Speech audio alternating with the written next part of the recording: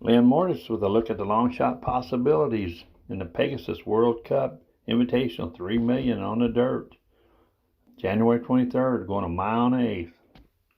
With all the horses that are not going to be in the race, which were originally going to be in there, or could, or possibly not going to be in there, could be a great bettors race. Could be some really good tries, supers.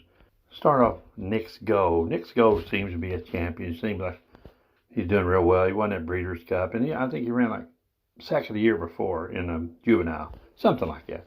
But anyway, Nick's Go is a good horse and everything, but he may not win this race. But he is going to get a lot of attention and should be the favorite. Another horse I really like, I'm a fan of Code of Honor. I'm just a huge fan of Code of Honor, and I think he's the class of this race. And I love this horse and watch him all of his races, and he really looked pretty good. He looked good in the Clark. I mean, he ran real good in the Clark as far as I'm concerned. He's out of Noble Mission, and they pick and choose where to put this horse. So I think they're right on target to win this race, but that's why they race for us, to see who's going to win. And if either one of them don't make it, that's going to open up for somebody to come in. There's a lot of horses who are capable of winning this race. Jesus' team, he's always tough. He's out of Tapestry. He will sure be in on a try, or he should be in on the try or the super. Sharp Samurai could win this race.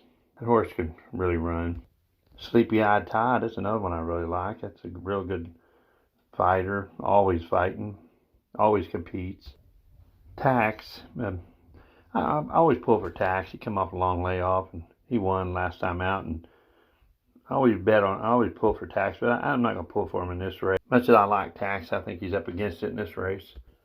Mr. Freeze is another horse shows up all these races, and I like Mr. Freeze, but I don't like him in this race, and he could win it, but he just seems like he's a little bit behind. I mean, he didn't look all that good in the Clark against some of the same horses, and he was second last year behind Mucho Gusto in the Pegasus World Cup Championship. But I do think his 6-year-old horse is just a little cut below some of these at this point in his career anyway. I'm afraid Nick's Go will he'll pretty much get the lead on his own, I would think. If Nick's Goes get out there and gets away from him, he's going to be hard to catch.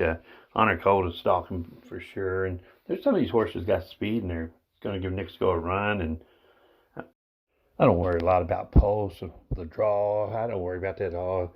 If it's a speed horse and got the speed to the outside and down the inside, it could be a problem. And that outside might be a slight disadvantage at Gulfstream, but not really, nothing to worry about.